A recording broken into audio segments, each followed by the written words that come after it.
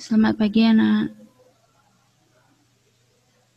Mohon untuk kameranya dibuka ya.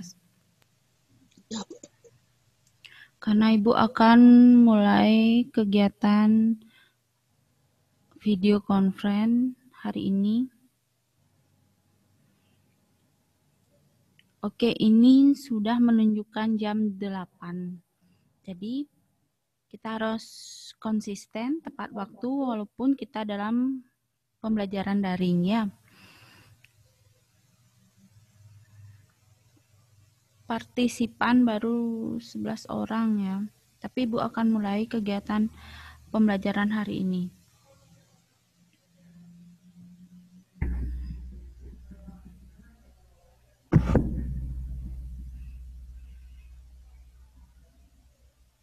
Oke, silakan kameranya belum dibuka. Dibuka dulu.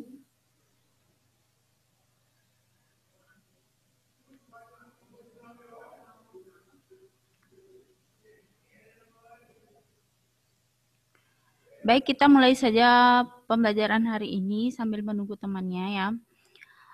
Selamat pagi semuanya. Selamat pagi anak-anak Ibu kelas 11. Hari ini kita masuk dalam pertemuan pertama yaitu mata pelajaran agama Hindu dan Budi Pekerti.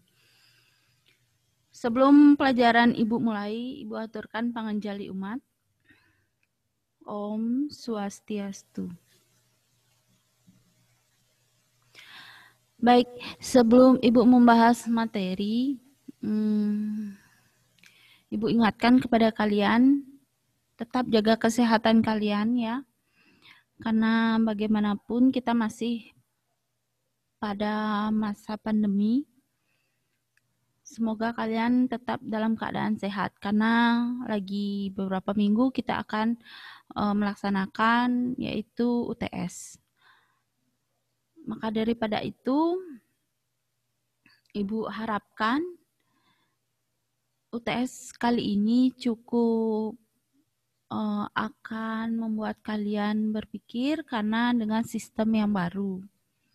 Dan belum lagi kalian harus mengingat materi-materi yang sudah Ibu bahas ya. Dan Ibu harapkan kalian di rumah tidak saja belajar pada video conference saja, tetapi di rumah tetap belajar secara aktif mencari materi-materi yang kalian anggap belum pas atau belum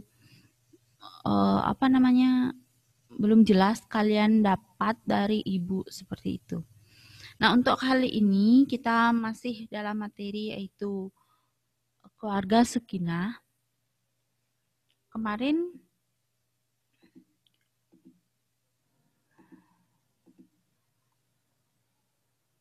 Ibu share PowerPoint dulu ya. Oke, yang baru masuk silakan dibuka kameranya ya.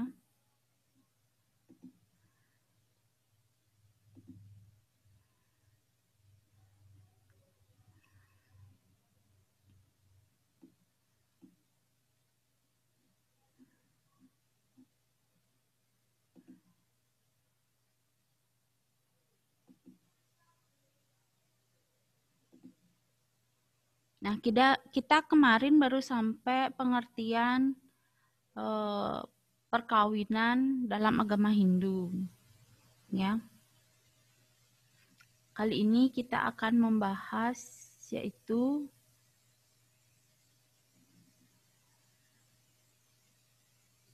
Triupa Saksi. Saksi-saksi siapa saja dalam upacara makalan-kalan.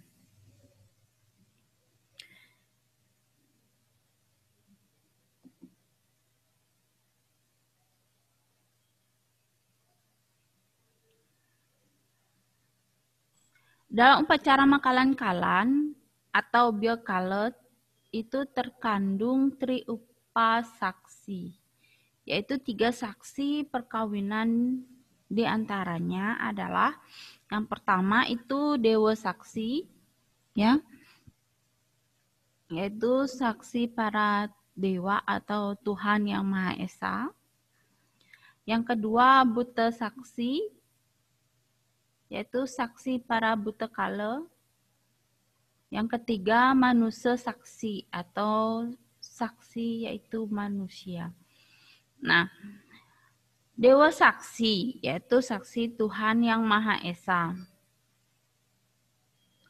Contohnya apa? Berupa apa? Saksi itu Tuhan Yang Maha Esa pada upacara Mebia Kala. Nah, Ibu di sini akan memberikan penjelasan sedikit. Ketika kalian melihat pelaksanaan upacara perkawinan atau pawiwahan adat Bali atau Hindu, sudah pasti itu ada Banten, ya, yang dipersembahkan ke hadapan Ida Sang Hyang Dewasa.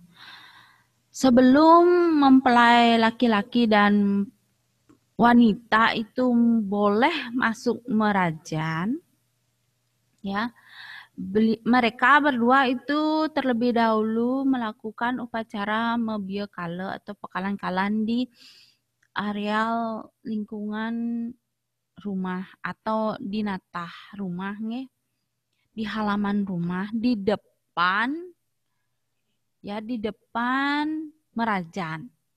Nah, kalian ingat nggak kalau di depan merajan itu pasti ada sanggah yang dibuat dari bambu tiing, ya.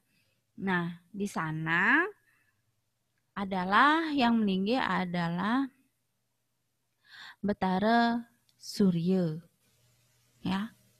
Surya Raditya. Nah, sebelum dari mempelai wanita dan laki-laki itu selesai melakukan mekalan-kalan atau biakala, belum boleh masuk ke area merajan. Karena pertama, Dewa Saksi atau Tuhan Yang Maha Esa itu harus disaksikan atau dilaksanakan di natah rumah atau di pekarangan rumah terlebih dahulu. Dengan upacara pekalan-kalan sembahyang Mebia Kala, itu harus dilakukan. Yaitu upacara apa? Membersihkan diri, pembersihan diri atau penyucian diri. Banten-banten yang dipersembahkan di depan areal di depan merajan atau di natah merajan itu banten yang kita haturkan ke hadapan Ida Sang Hyang Dewasa. Nah, itu berupa dewa saksi. Harus disaksikan oleh Tuhan Yang Maha Esa. Yang kedua, buta saksi. Nah, saksi para buta seperti biasa di sana pasti ada segahan. Segahan, terus tetimpo, itu saksi para buta. Persembahan ke hadapan buta. Itu sudah biasa. Manusia saksi bukan di sini artinya harus berdatangan banyak orang, bukan itu yang dimaksud manusia saksi. Tetapi manusia saksi ini yang dimaksud adalah ketika keluarga calon mempelai laki-laki dan perempuan itu datang. Walaupun hanya keluarga saja dan tetua dari desa misalnya, yang harus ada kalian adat, kalian dinas, terus para lingsir yang ada di rumah, yang laki-laki dan perempuan. Contoh lingsir kakek, nenek, ya, yang tertua itu harus beliau ada. Setelah itu para pemangku, misalnya mangku desa yang nanti akan memuput upacara perkawinan atau Mebia Kala. Selanjutnya keluarga, orang tua dari pihak laki-laki dan perempuan, serta keluarga dari pihak laki-laki dan perempuan. Tidak harus kita mengundang seluruh warga dari desa yang laki-laki dan seluruh warga dari desa perempuan. Tetapi karena kita di Bali dikenal dengan gotong royong, metulung, itu sudah tradisi dari tahun ke tahun, dari zaman dahulu, maka daripada itu nah bisa alih, nah ikene alih seperti itu. Nah jadi kalau itu memang kita tidak hadirkan juga tidak masalah, yang penting ada seperti kalian adat, kalian dinas, yang lingse-lingse di rumah, pemangku, keluarga perempuan dan ya laki-laki, itu saja cukup. Ya. Nah, nanti tugasnya adalah kalian di dinas dan kalian adat akan menyaksikan bagaimana jalannya upacara pawiwahan. Apakah apa kegiatan pawiwahan ini adalah unsur keikhlasan, terus suka sama suka, tidak ada paksaan dari orang tua yang laki-laki, ada orang tua yang perempuan. Siapa tahu dia menikah, ada unsur paksaan. Nah, itu nanti takutnya jadi masalah seperti itu. Dan nanti pasti ada surat-surat administrasi yang harus ditandatangani oleh pihak laki-laki dan perempuan. Seperti itu. Harus. Makanya di sini kalian kalau ada pawiwahan, coba dilihat teliti baik-baik bagaimana prosesnya, ya. Dan selanjutnya, nah undang-undang yang mengatur suatu perkawinan Hindu di Bali, ya. Undang-undang yang mengatur perkawinan Hindu di Bali. Kalau kalian punya buku paket, itu bisa kalian lihat di buku paket Undang-Undang Nomor 1 Tahun 1974. Itu mohon dicatat ya. Ini akan kelihatan pada UTS. Undang-Undang Nomor 1 Tahun 1974 mengandung asas yang dapat menciptakan keharmonisan dan kebahagiaan dalam keluarga. Ya. Tadi minggu lalu kita sudah bahas, biar Ibu mengingatkan kembali ya.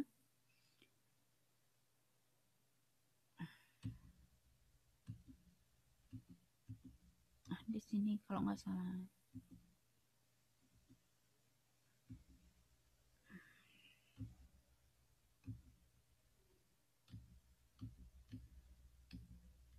Nah, ini harus kalian ingat. Dalam wiwaha atau perkawinan, undang-undang yang mengatur perkawinan yaitu nomor 1 tahun 1974 pasal 1 dan undang-undang nomor 1 tahun 1974 pasal 2. Itu harus kalian ingat. Ibu ingatkan kembali ya biar nggak lupa. Dan isinya ini. Ingat, isinya berbeda. Pasal 1 dan pasal 2. Yang pasal 1 itu perkawinan adalah ikatan lahir batin antara seorang pria dengan seorang wanita sebagai suami istri dengan tujuan membentuk keluarga yang bahagia dan kekal berdasarkan atas ketuhanan yang Maha Esa. Itu isi Undang-Undang Nomor 1 Tahun 1974 Pasal 1 tentang perkawinan. Itu harus kalian ingat. Pasal 2-nya, perkawinan adalah sah apabila dilakukan menurut hukum masing-masing agama dan kepercayaan.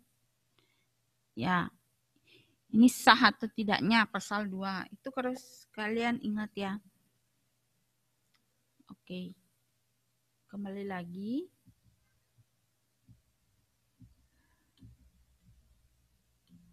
Nah, jadi Dalam undang-undang itu mengandung asas dapat menciptakan keharmonisan dan kebahagiaan dalam keluarga. Yang pertama, tujuan perkawinan adalah membentuk keluarga yang bahagia, kekal, berdasarkan atas ketuhanan yang Maha Esa. Yang kedua, suatu perkawinan adalah sah apabila dilakukan menurut hukum agama dan harus dicatat menurut peraturan undang-undang yang berlaku. Seperti Ibu katakan tadi, harus dicatat. Makanya harus hadir yang namanya kelian dinas. Kelian dinas lah yang mempunyai kewajiban untuk mencatat hal-hal apa saja yang terjadi dalam desa tersebut. Perkawinan, kematian, perceraian, gitu misalnya. Terus kegiatan gotong royong, misalnya pelantikan, itu harus hadir kalian dinas. Ya.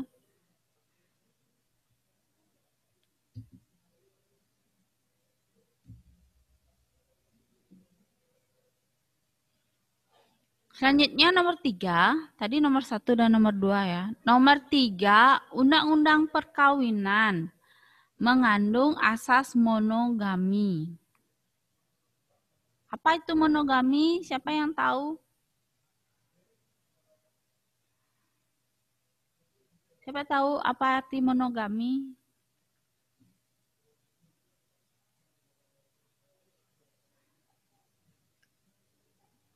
Ada yang tahu? Poligami, monogami? Ya. Jadi monogami artinya memiliki satu pasangan. Ya, satu pasangan, satu istri, satu suami itu. Yang nomor 4, calon suami istri harus telah matang jiwa raganya untuk dapat melangsungkan perkawinan. Sudah jelas, suatu perkawinan itu terjadi pertama karena harus berdasarkan suka sama suka, tidak ada unsur paksaan. Selanjutnya harus siap secara lahir dan batin, entah siap dalam materi, entah siap dalam batin, kemampuan untuk membina suatu keluarga. Yang laki-laki, mempelai laki-laki sebagai suami harus siap. Mempelai perempuan sebagai istri harus siap. Ya, bagaimana kita nanti mengatur suatu hubungan suami istri dan rumah tangga itu harus seharmonis mungkin, harus seadil seperti itu. Ya, siapa tahu kalian punya kakak yang kelak nanti kakaknya mau menikah, ditanya, udah siap Mbak? Udah siap beli nikah? Seperti itu, boleh itu ditanya. Ya. Yang kelima, undang-undang ini mengandung prinsip mempersukar perceraian. Ya, jadi suatu pernikahan atau perkawinan agama apapun itu, ya agama apapun itu tidak hanya agama Hindu saja, semua agama melarang suatu perceraian. Karena suatu pernikahan itu, suatu perkawinan, pawiwahan, itu sudah ada ikatan yang sah, perjanjian yang sah, bukan hanya antara kita saja sebagai manusia, tetapi kehadapan ide Sang Yang Widi Wasa dan para buta. Seperti itu. Ya. Lebih jelasnya nanti kita akan bahas apa-apa saja yang akan mempersukar perceraian. Seperti itu. Nanti kita akan bertemu, kita akan bahas.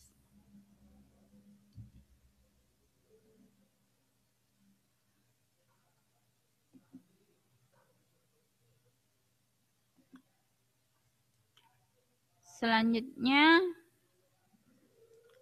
tolak ukur rumah tangga bahagia atau sukinah.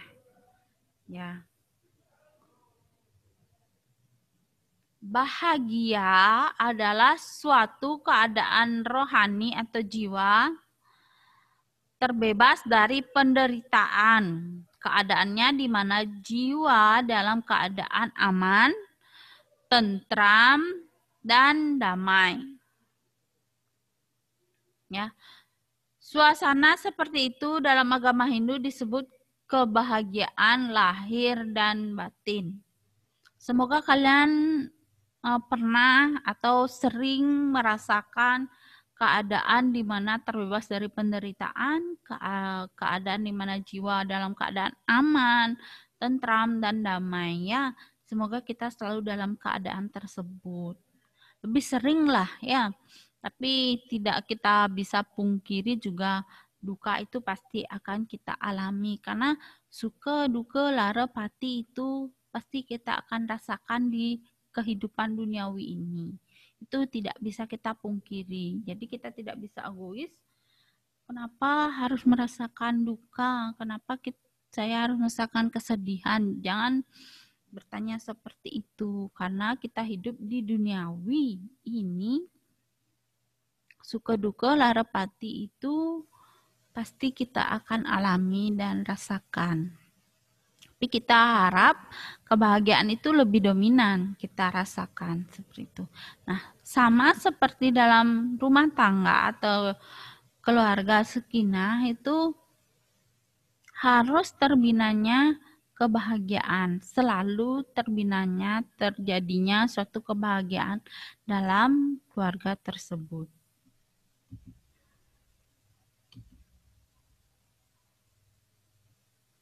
Nah, ini unsur-unsur rumah tangga bahagia atau 5K. Yang pertama, kecintaan. Yang kedua, kegembiraan.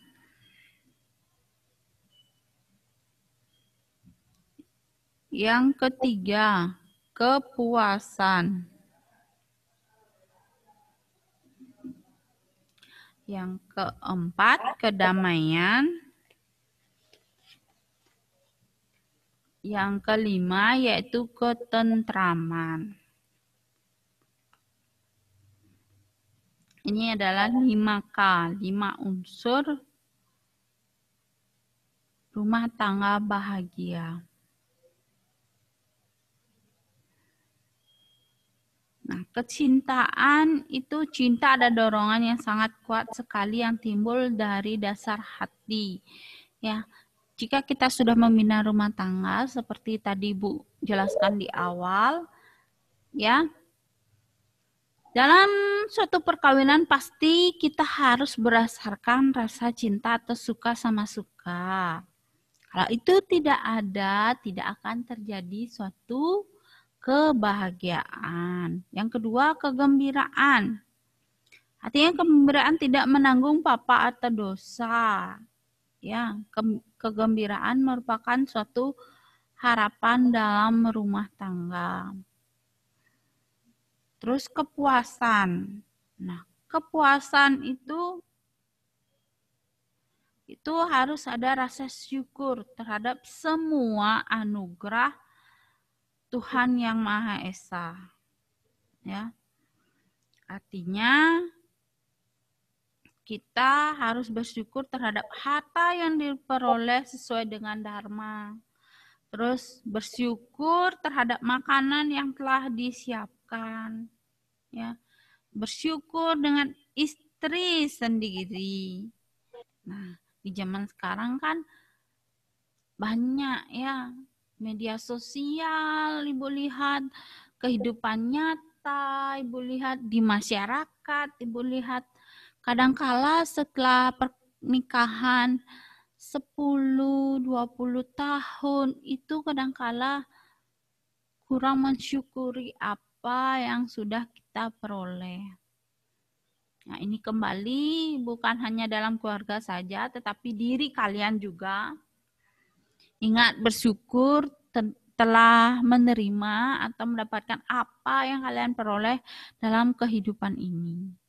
Jangan melihat ke atas, tetapi kita harus tetap melihat ke bawah. Nah, ebang ngidanglah HP. Nah, ebang ngidanglah motor cara kalian. Nah, abang ngidang mau bekal, melali, ya. Nah, itu harus kalian pikirkan sehingga kalian bisa mensyukuri apa yang kalian dapat. Sehingga rasa puas itu pasti akan terjadi dalam diri kalian. Kalau selalu mengeluh, tidak ada rasa puas. Kepuasan itu tidak akan terlahir dalam diri kalian.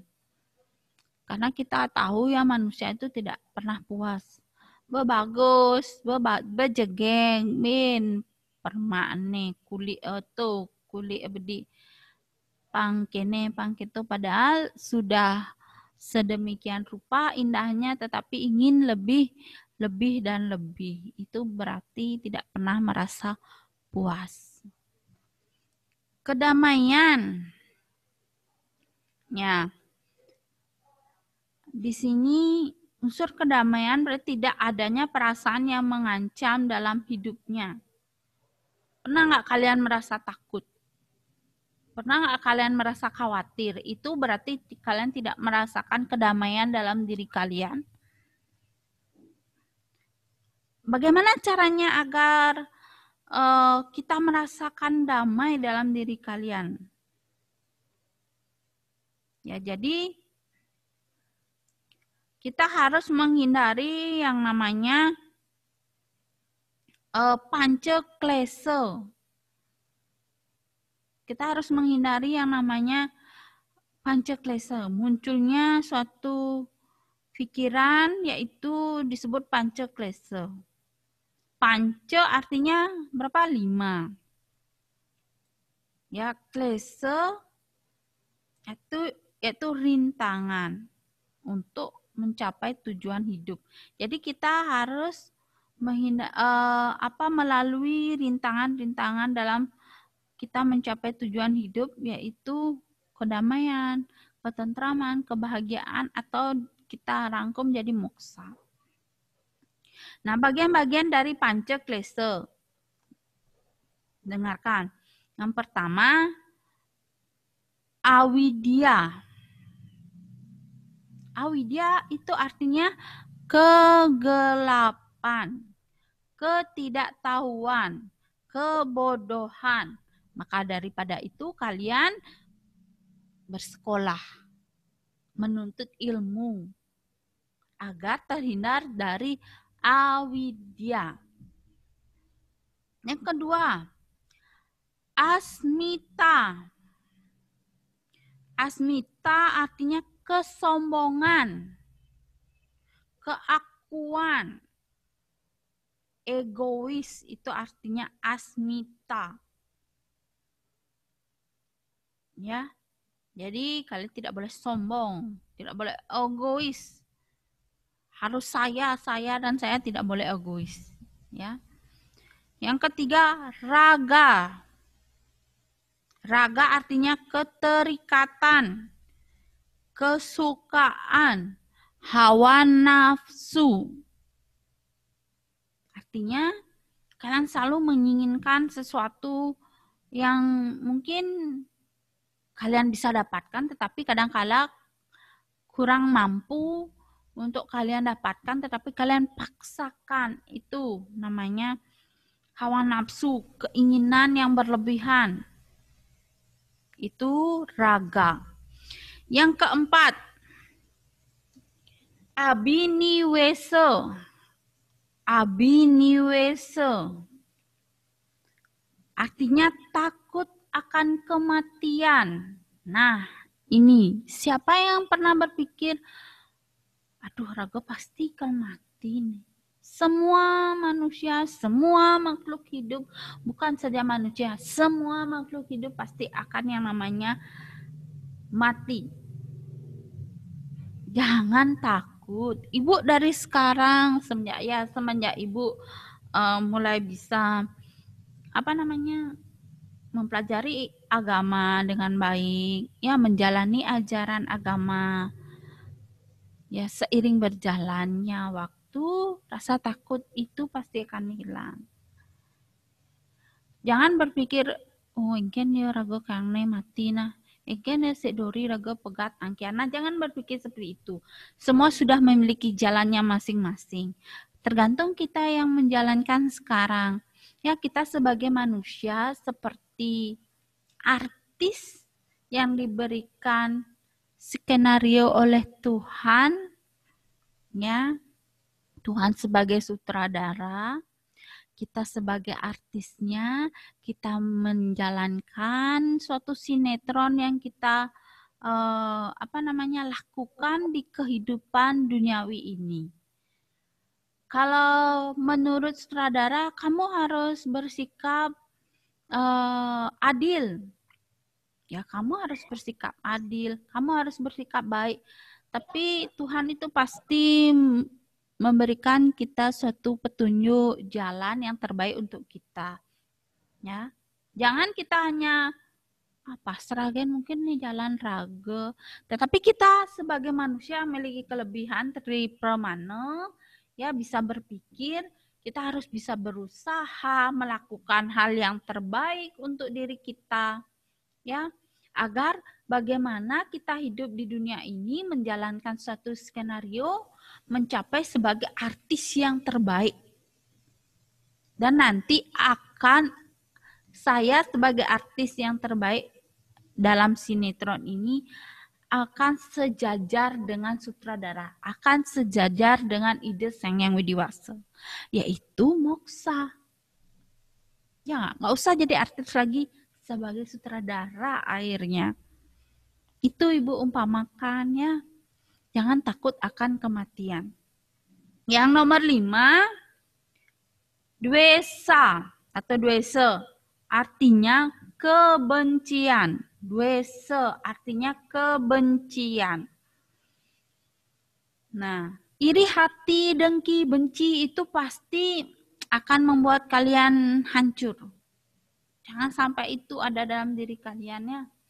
Jika benci dengan seseorang, oke, saya benci dengan kamu, oke, terima saja, jalani saja.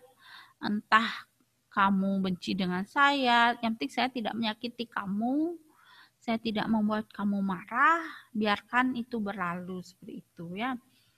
Ibu hidup di dalam suatu desa ya, Ibu katakan di desa banyak yang Ibu lihat iri hati, dengki, benci, saling ngomongin ini, ngomongin ini. Ibu paling anti dengan hal-hal seperti itu ya. Biarkan kehidupan orang itu berjalan seperti biasanya, mau bagaimana yang penting hidup kita tidak merugikan orang lain, kita bahagia, seperti itu ya. Jangan sampai timbul kebencian.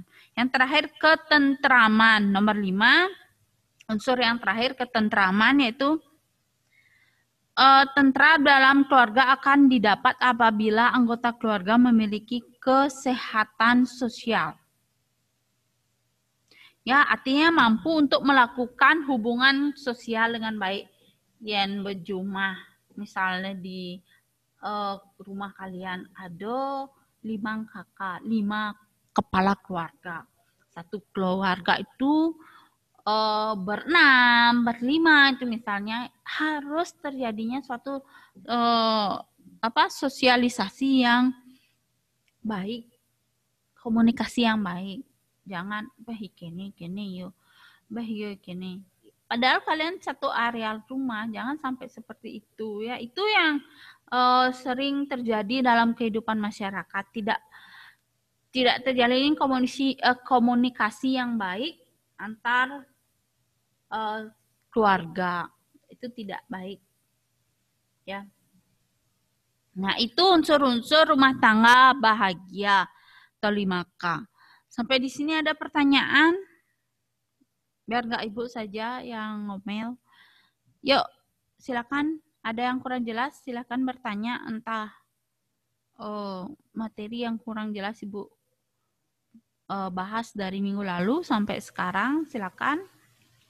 Karena minggu lalu cepet-cepet ya, waktu sudah habis. Ada yang bertanya tentang apa saja boleh? Tentang tradisi pawiwahan di rumah mungkin? Raise hand boleh atau di mute aja langsung.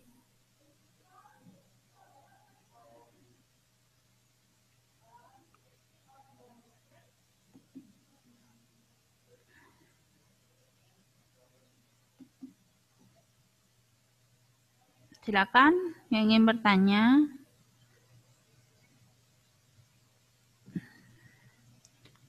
Ya, Sri Yulianti. Ya, Sri Yulianti. Selamat pagi, Bu. Ya, selamat pagi. Mau bertanya bagian-bagian dari Pancaklesa aja apa aja ya, Bu? Seperti nomor 1, Awidya, nomor 2, Asmita. Aswita, nomor 3, Raga gitu. Nggih. Raga. Nomor 4, Abinewesa. Nggih. Nomor 5, Wesa gitu, Bu. Wesa. Dwesa. Wesa.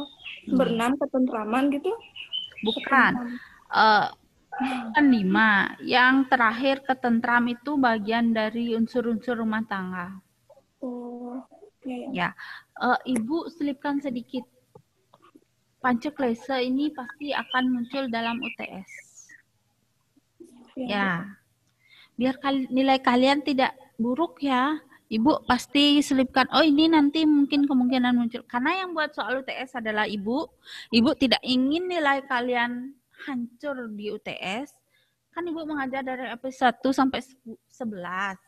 Walaupun Ibu tidak mengajar di AP1 sampai AP6, tapi Ibu harapkan AP kelas 11 ini nilainya tidak buruk ya. Itu karena susah sekali kalau nilainya jelek, udah nggak pernah tatap muka, nggak tahu siapa orangnya, bagaimana sikap, ya perilaku, terus pengetahuannya sampai seberapa, terus nilainya buruk, nanti nilainya bagaimana Ibu berikan? Kan takutnya seperti itu. Nggih.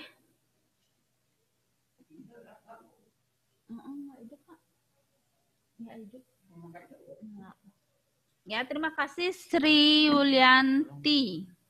11 sampai 4 ya. Sama-sama, Bu. Oke. Ada yang lain ingin bertanya?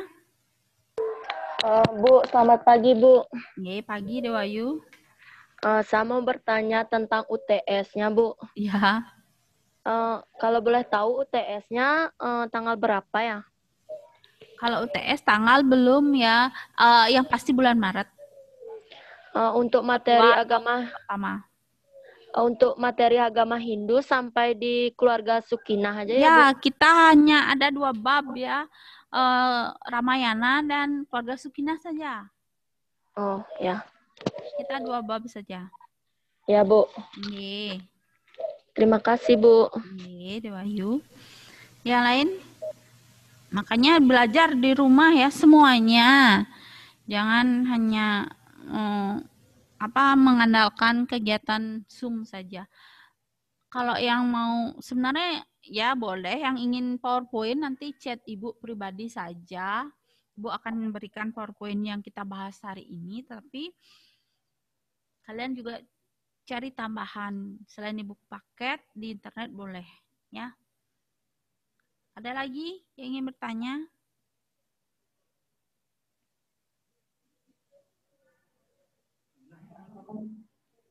Belum. Kalau tiang 16. Ya, karena minggu depan kalau tidak ada halangan Ibu Dayu Laksmi yang mengajar, kalau ibunya ada halangan, Ibu yang akan mengajar. Minggu depan kita akan membahas tujuan perkawinan menurut agama Hindu. Kita bahas ini. Nah, ini penting. PowerPoint yang muncul Ibu berikan itu pasti semua berkaitan dengan UTS. Ya, belajar di rumah biar nilainya tidak buruk ya. Untuk hari ini karena waktunya sudah habis, terima kasih yang sudah bertanya, memberikan pendapat atau apa. Untuk hari ini Ibu rasa cukup, karena untuk materi berikutnya itu PKN ya, itu Bapaknya sudah hadir ya. Nah, untuk hari ini Ibu akhiri. Terima kasih atas perhatiannya, terima kasih. Kalian sudah melakukan kegiatan video konferensi hari ini dengan baik. Akhir kata, Ibu akhiri dengan Parama Santi. Om Santi Santi Santi Om.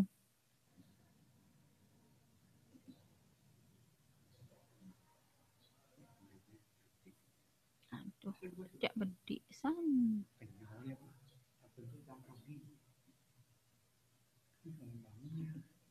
Ya dah. Tot. Makin nampak.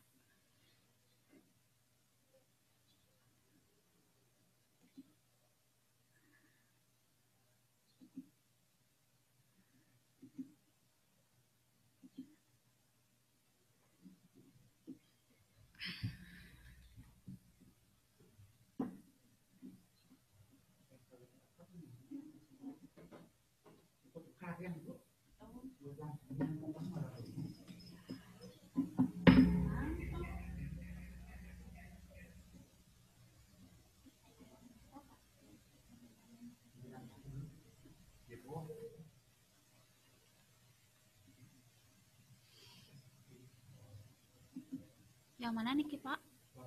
Bab 7.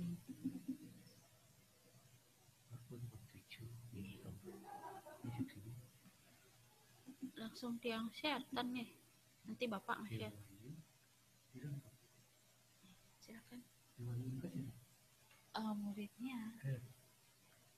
Yang kalau kan telepon anu sih ngajak murid dia. Dia Anda minggu depan ada kalbah. Share mantan PowerPoint langsung. Nggih.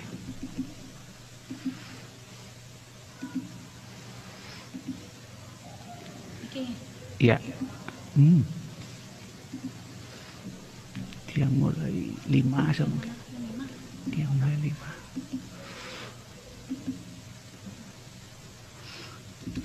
Kiamat. Besok semua.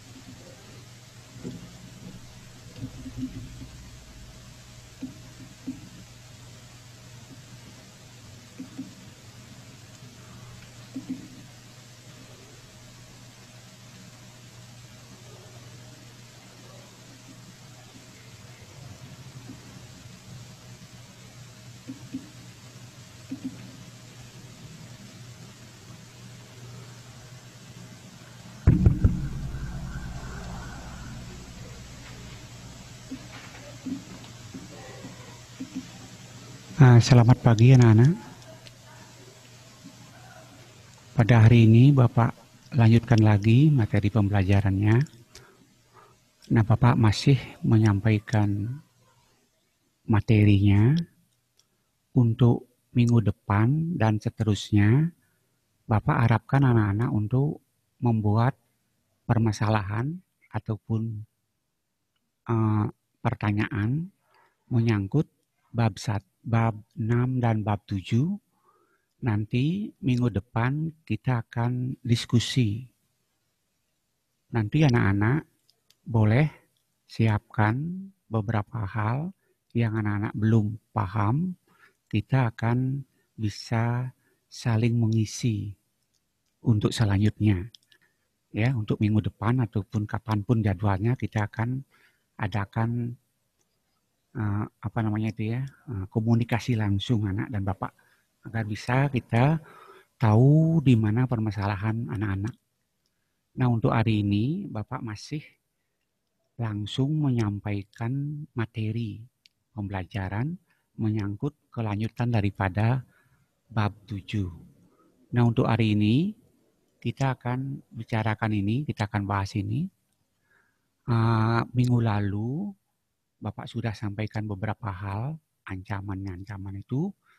Nah, sebelum kita mulai, mari kita memanjatkan puji syukur, kita bisa berjumpa dengan mengaturkan panganjali umat. Om Swastiastu. Besar harapan Bapak, anak-anak sudah siap. Kita mau lanjutkan pembelajaran ini dengan tetap mengingat protokol kesehatan. Semoga kita sehat, keluarga anak sehat, kita di sekolah sehat, dan penyakit ini cepat berlalu. Nah, untuk itu jangan bosan-bosan cuci tangan, pakai masker, jaga jarak, hindari kerumunan, berolahraga, dan makan makanan yang sehat. Nah, selama anak sehat sekarang, Bapak anjurkan anak-anak minum vitamin Inbus itu. Itu yang bagus sekali. Nah, kita lanjutkan ancaman lain bagi negara kita. Terus, Bu. Ancaman lain di negara kita adalah di bidang politik. Kalau kemarin kita bicara dalam bidang ideologi, sekarang politik. Mungkin anak-anak masih ingat, politik itu apa? Politik itu adalah cara untuk mendapatkan kekuasaan. Siapapun yang ingin berkuasa, dia harus masuk ke ranah politik. Itu ya. Jabatan-jabatan dalam sistem pemerintahan kita, semuanya itu adalah jabatan politik. Nah, itu. Ancaman di bidang politik adalah setiap usaha dan kegiatan baik dalam negeri maupun luar negeri yang dikategorikan sebagai hal yang membahayakan, gitu ya. Yang membahayakan di sini maksudnya membahayakan negara, membahayakan kelangsungan hidup bangsa, gitu ya. Dan memecah belah persatuan kesatuan dengan mengatasnamakan politik. Nah, ini ancaman luar biasa, ancaman yang sangat serius, yang harus kita tangkal. Harus kita punya strategi di dalam menghadapinya. Ancaman ini sangat sulit dihadapi. Ini ancaman politik ini sangat sulit dihadapi. Bisa memecah belah satu kelompok dalam satu bangsa. Ini ya. Nah, di dalam situasi negara yang tidak stabil politiknya, maka orang-orang yang berpengaruh di dalam negara itu, dia akan mudah memecah belah kelompok-kelompok yang ada dalam bangsa tersebut. Demikian juga di Indonesia, pengaruh politik ini sangat kental. Orang yang ingin berkuasa, yang ingin menduduki jabatan tertentu, dia itu akan menggunakan berbagai cara untuk dia bisa masuk ke ranah itu.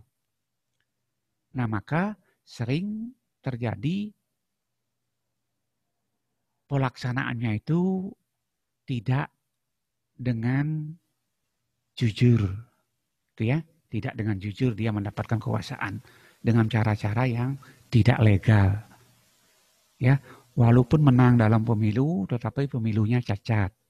Misalnya sebelum pemilu dia sudah mengasih janji-janji. Ada yang dikasih uang, ada yang kasih barang, dan janji-janji lainnya. Nah, contoh ancaman politik, ini contohnya, pertama, menyebarkan nilai-nilai barat. Ya, menyebarkan paham dunia barat. Paham dunia barat itu apa? Adalah liberal. Kebebasan yang tidak terbatas. itu liberal. Ya. Di barat politik liberal. Mengenal istilah mayoritas minoritas. Yang berkuasa adalah yang mayoritas. Tuh, politik barat. Ya. Terus dalam bentuk unjuk rasa. Ini juga termasuk ancaman politik unjuk rasa. Unjuk rasa itu mengerahkan massa banyak menuntut sesuatu. Ini. Kalau di Indonesia unjuk rasa boleh. Tetapi tetap ingat pada peraturan perundang-undangan yang mengatur unjuk rasa itu. Nah, seperti kemarin, FPI itu ya, anak-anak mungkin masih ingat FPI walaupun sudah dibubarkan, dia itu memaksakan kehendaknya dengan berunjuk rasa. Tuh. Nah, ini sekarang dilarang yang besar-besaran demikian, ada tempat-tempat yang dilarang untuk mengadakan unjuk rasa. Itu ya. Seperti di istana tidak boleh, di tempat suci tidak boleh, di tempat-tempat umum tidak boleh unjuk rasa ini. Unjuk rasa boleh ya, tapi harus tertib, ada aturannya. Demo, ya demo juga nggak boleh dilakukan secara anarkis. Demo apakah boleh? Boleh, sepanjang tertib. Kalau tidak tertib ditumpangi nanti oleh orang-orang yang ingin memaksakan kehendaknya. Inilah makanya disebut ancaman politik. Yang nomor 2, semakin lunturnya nilai-nilai politik berdasarkan semangat kekeluargaan, musyawarah, mufakat, dan gotong royong. Nah, ini adalah gotong royong, musyawarah, mufakat, semangat kekeluargaan, itu adalah budaya asli orang Indonesia. Baik di masyarakat maupun di pemerintahan, semangat ini harus dilestarikan, dilakukan, dilaksanakan. Ya, akan tetapi sekarang karena kita sudah terpengaruh oleh budaya luar, maka semuanya dilakukan dengan suara terbanyak, voting. Tuh, ini juga ancaman. Sebab suara itu bisa dibeli. Nah, kemudian selanjutnya, nomor 3, ini nomor 3 Anda perhatikan, semakin menguat politik individualisme. Perorangan ini. Siapa yang kuat, dia yang menang, individualisme. Siapa yang bermodal, dia yang berkuasa. Nah, coba juga anak-anak perhatikan sekarang di Indonesia, di Gianyar, di Badung, Tabanan, ya, Buleleng, Karangasem, Kota Denpasar, Negara. Adakah orang yang tidak mampu bisa berkuasa? Tidak ada, ya. Tidak ada. Semua yang berkuasa itu, dia itu adalah orang-orang yang ekonominya itu sudah lebih. Kalau kita sebagai rakyat biasa yang tidak mampu, sulit untuk menduduki jabatan tertentu dalam pemerintahan. Itu ya, sudah individualisme.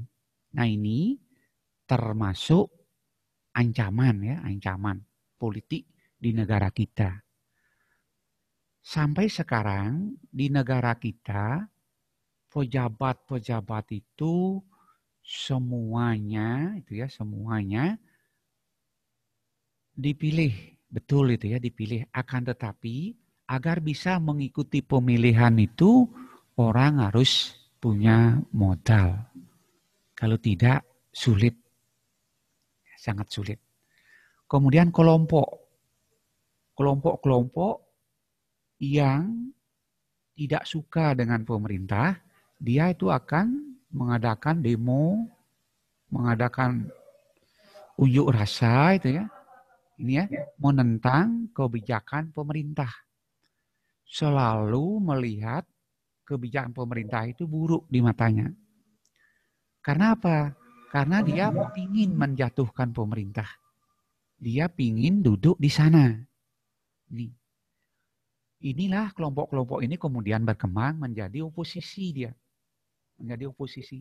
Kelompok penentang gitu ya. Nah, seharusnya oposisi itu yang positif, oposisi dalam pemerintahan, dia mengkritisi kebijakan pemerintah, ya, dia itu kritis, boleh mengkritik pemerintah, akan tetapi selalu memberi solusi yang lebih baik yang sudah dilakukan oleh pemerintah. Harusnya begitu ini, oposisi, tidak mengkritik melulu. Mungkin anak-anak tahu anggota DPR kita yang bernama Fadlison, itu ya, dari Gerindra itu Fadlison, dia itu selalu mengkritik pemerintahan Jokowi. Apapun yang dibuat oleh Jokowi selalu salah di mata Fadlison. Maka ia itu termasuk oposisi yang tidak bagus. Seharusnya memberi solusi. Kemudian ada diktator. Diktator itu pemerintahan yang sewenang-wenang. Tahu dia menjabat, maka dia itu menyelenggarakan pemerintahan semaunya. Pembantu-pembantunya dipilih olehnya tanpa mempertimbangkan kemampuannya. Nah, sehingga kalau di Gianyar kita lihat banyak bawahan Pak Bupati yang semua itu dipilih oleh Pak Bupati sebagai pembantunya, akan tetapi untuk keahlian di bidang yang digeluti itu banyak yang tidak sesuai. Harusnya the right man, the right place. Cocok orang ditempatkan di sana. Contoh, umpamanya kepala dinas PU, paling tidak orangnya itu adalah sarjana teknik di PU. Nah, banyak contoh yang lain. Kemudian ancaman di bidang politik juga ada ini, suara mayoritas dan minoritas. Mayoritas akan berkuasa menekan minoritas. Di dalam sistem politik ini, golongan minoritas sulit akan berkembang. Sepintar apapun mereka di negara tersebut, kalau dia sedikit anggotanya, minoritas dia akan dikalahkan oleh ini. Nah itu ya. Nah sekarang kita di Indonesia, agar pemerintahan langgeng, kuat, maka individualisme, kelompok, oposisi, diktator, mayoritas, tirani minoritas itu sebaiknya berfungsi yang positif. Ya, yang positif. Semua boleh ngeritik ini, ya, akan tetapi tetap memberikan solusi yang lebih baik. Nah, yang nomor 4, pertikaian antar kelompok di masyarakat. Ini juga ancaman politik. Pertikaian. Kita berbaku hantam dengan kelompok-kelompok masyarakat di bawah. Seperti di Indonesia itu banyak sekali ada suku, kelompok-kelompok, ras. Ya. Ada buku yang menyebutkan 300 kelompok suku yang besar. Nah, contohnya di Bali. Di Bali namanya kelompok atau suku Bali. Nak Bali. Ya. Kelompok Bali itu mudah kita kenali, ngomong Bali gitu ya. Dari Bali, namanya nama Bali. Nah, di Bali walaupun kita satu suku, sering terjadi pertikaian. Apalagi di dalam suku Bali itu banyak ada klannya. Tahu anak klan? Klan itu adalah bagian-bagian dari kelompok masyarakat yang pasti dan akan terus ada di Bali adalah catur warna itu. Ada kelompok Brahmana, ada kelompok Ksatria, Waisya, Sudra. Di kelompok Brahmana pun ada perbedaan. Ada Brahmana A, ada Brahmana B, ada Brahmana C, dan seterusnya. Kalau kelompok masyarakat itu tidak bisa dikelola dengan baik, maka berpotensi akan menjadi pertikaian. Tuh. Nah, ini termasuk ancaman di bidang politik. Nah, kita lanjutkan yang ini ya. Yang slide Bapak nomor 6. Ancaman politik itu juga ada yang dari dalam dan dari luar negeri. Ini ya, setelah dikelompokkan, ancaman itu secara umum ada yang tumbuh dari dalam negeri, saudara kita yang menjadi ancaman, saudara kita yang mengacau, ya, saudara kita yang membuat ketidaknyamanan berbangsa bernegara. Itu digolongkan ke yang nomor 1 ini. Ancaman yang berdimensi politik yang dari dalam negeri. Apa itu? Nah, ini anak-anak dapat bisa lihat. Dapat berupaya menggunakan kekuatan berupa penggerakan massa untuk menumbangkan suatu pemerintahan yang berkuasa. Atau menggalang kekuatan politik untuk melemahkan kekuatan pemerintah. Nah, ini ancaman dari dalam. Kelompok-kelompok yang ingin menggulingkan pemerintahan.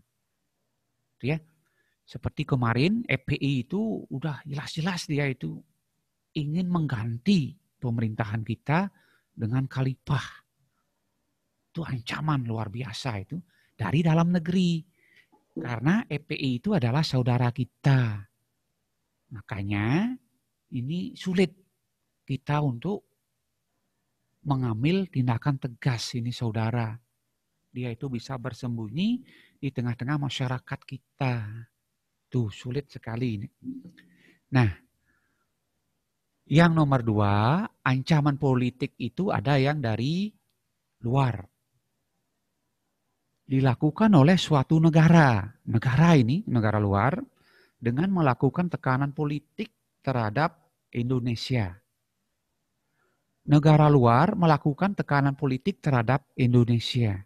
Mengadakan intimidasi, provokasi, blokade politik. Ini contoh-contoh dari luar.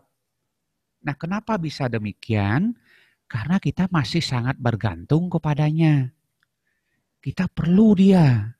Karena dia perlu, karena kita, Indonesia perlu dia akan mudah mempermainkan kita. Dia akan mudah memaksakan kehendaknya kepada kita. Nah, itulah makanya sekarang kita harus mampu berdikari. Kita harus bisa menjadi negara maju. Ya, tidak selamanya bergantung kepada negara lain. Ya. Nih, provokasi, blokade politik merupakan bentuk ancaman non-militer. Ini tidak pakai senjata dia mengancam. Umpamanya kita tidak diberikan mengimpor vaksin corona aja kita sudah tidak mungkin bisa memprediksi apakah bangsa kita masih 5 tahun lagi. Seandainya corona terus berlanjut.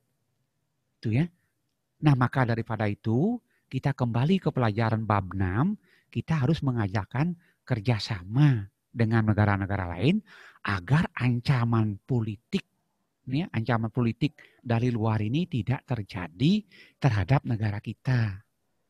Kalau kita sudah bertetangga baik, bekerja sama baik dengan negara lain, Bapak yakin sekali intimidasi, provokasi, blokade politik tidak mungkin terjadi.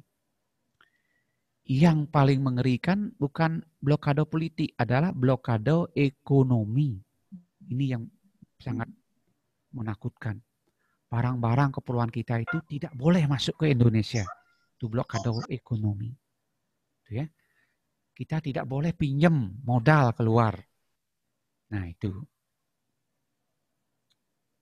Nah, terus kita lanjut. Ini beberapa contoh kasus ancaman integrasi nasional dalam bidang politik. Ini contohnya. Politik uang, money politik. Tadi Bapak juga singgung sedikit. Kalau orang kaya, dia mau duduk jabatan tertentu, dia itu pasti ini dia. Money politik. Ini biasa dilakukan dalam pemilihan. Ya. Biasa dilakukan dalam pemilu, partai politik memberikan sejumlah uang atau barang kepada pemilih. Akibatnya akan terjadi banyak korupsi oleh para pejabat. Yang korupsi di Indonesia, yang korupsi di Gianyar, di Bali, di seluruh Indonesia adalah pejabat. Kita tidak bisa korupsi. Bapak kamu yang bukan pejabat tidak korupsi. Bapak guru tidak mungkin korupsi. Yang korupsi itu pejabat. Karena dia tahu sumber uang, penggunaan uang. Ya. Dia tahu, dia itu bisa merekayasa uang-uang tersebut, akan tetapi dia itu menggunakan yang fiktif. Sehingga uang-uang itu dia banyak ambil untuk diri sendiri, memperkaya diri sendiri dan golongannya, kelompoknya. Makanya banyak pejabat-pejabat di Indonesia yang tertangkap karena kejahatan pidana korupsi. Banyak sekali. Sekarang ada 2 menteri. Dan kita yakin betul semasa APBD Gianyar, APBD Bali, APBD Anggaran Pendapatan Belanja Negara tidak terbuka, ya, tidak bisa diakses oleh masyarakat, sepanjang itu akan ada korupsi. Kenapa korupsi? Karena dulu pejabat itu untuk masuk ke politik, dia itu banyak mengeluarkan uang. Sehingga ada keinginan untuk mengembalikan. Akan tetapi tidak semua pejabat korupsi, tidak. Ada yang tulus mengabdi, ya, ada. Tetapi banyak yang korupsi. Nah, anak-anak bisa lihat di masyarakat seorang pejabat dengan seorang pegawai rendah, dengan seorang petani nelayan. Anda bisa lihat kebiasaan hidupnya. Ya, jauh sekali. Anda bisa bayangkan dengan gaji segitu, masa bisa hidup layaknya seperti itu? Jelas itu pasti korupsi. Pasti itu ya, pasti.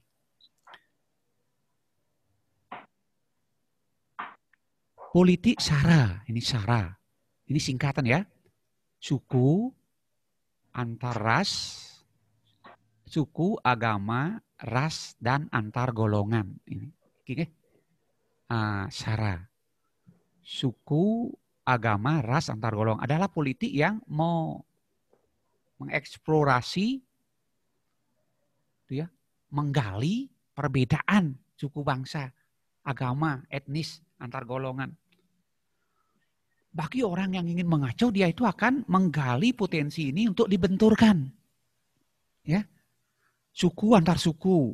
Ingat kemarin, suku Madura dibenturkan dengan suku apa itu ya yang di Kalimantan Tengah. Kemudian suku Bali berbenturan dengan yang di Sumatera, di Lampung. Ya, ini banyak terjadi. Agama dibenturkan dengan agama satu dengan yang lain, etnis juga. Nah, itulah politik SARA namanya. Suku, agama, ras, antar golongan. Politik oligarki adalah bentuk pemerintahan dan kekuasaan politiknya secara efektif dipegang oleh suatu kelompok tertentu. Yang berkuasa itu saja. Ya. Bapaknya jadi gubernur, kemudian anaknya jadi gubernur lagi. Ada yang jadi wali kota, dan seterusnya. Kelompok itu aja yang memegang kekuasaan. Itu namanya oligarki. Ini pemerintahan tidak sehat. Ya, tidak sehat. Kemudian penyerangan batas wilayah negara. Penyerangan batas wilayah negara. Suatu negara memperluas wilayahnya itu dengan mencaplok wilayah lain, diserang wilayahnya. Di mana-mana terjadi begitu, termasuk di Indonesia. Apalagi kita berbatasan darat dengan 2 negara di dunia. Nana tahu 2 negara itu berbatasan darat? Satu di mana? Di Papua. Sebelah timurnya Papua New Guinea, sebelah baratnya Indonesia. Di sini mungkin terjadi penyerangan ini. Yang kedua di mana? Di Timor, Pulau Timor. Ada Timor Leste, ada Indonesia. Nah, apalagi negara-negara yang semua berbatasan darat. Ini rentan terjadi hal seperti itu. Nah, terus lagi satu ya, waktunya sudah hampir habis. Ini lagi satu, Bapak lanjutkan.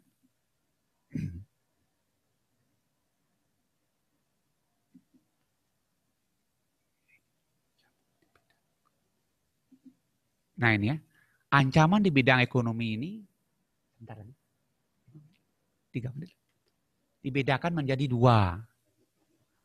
Ancaman ekonomi yang berasal dari internal dari dalam negeri. Yang kedua, ancaman ekonomi yang berasal dari luar, eksternal. Yang dari dalam apa? Inflasi.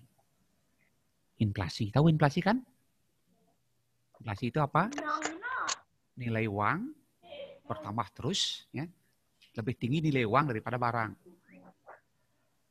Sekarang cabai, contoh, 100.000 kita beli cabai hanya 1 kilo dapat, kembaliannya 10.000 lagi. Artinya harga cabai itu mahal, 90.000 1 kilo. Lebih banyak uang daripada barang. Inflasi. Dan inflasi terjadi biasanya pada momen hari raya. Ya, pada hari-hari raya banyak orang berbelanja, harga pasti naik. Ini apa ini dalam ekonomi itu ada itu kan, permintaan banyak, harga naik. Tuh. Kemudian pengangguran. Pengangguran, kalau sudah nganggur uang tidak ada masuk, makan terus, kebutuhan pokok harus terus ada. Ini berpotensi dalam bidang kejahatan ekonomi. Ancaman itu pengangguran. Maka dia akan memilih cara lain untuk memenuhi kebutuhannya. Mungkin mencuri, merampok. Ini.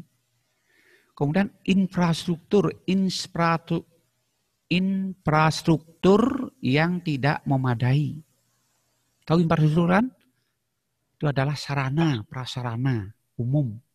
Jalan, itu ya, infrastruktur, pasar, sekolah. Ini harus memadai sehingga orang bisa berusaha, orang lancar berusaha, bisa sekolah pinter, punya kompetensi tinggi, dia bisa bekerja. Kalau sudah ahli, hasilnya pasti banyak. Tidak ada pengangguran, itu ya. Terus serta sistem ekonomi yang tidak cukup jelas. Sistem ekonomi kita tidak cukup jelas. Ya. Karena apa?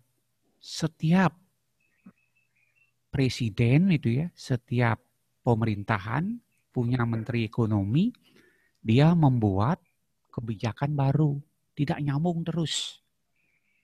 Di dalam sebuah negara yang stabil, semuanya itu dilanjutkan, nyambung. Sehingga bisa berkelanjutan. Tidak sepenggal. Nah, yang nomor 2, ancaman ekonomi yang berasal dari eksternal.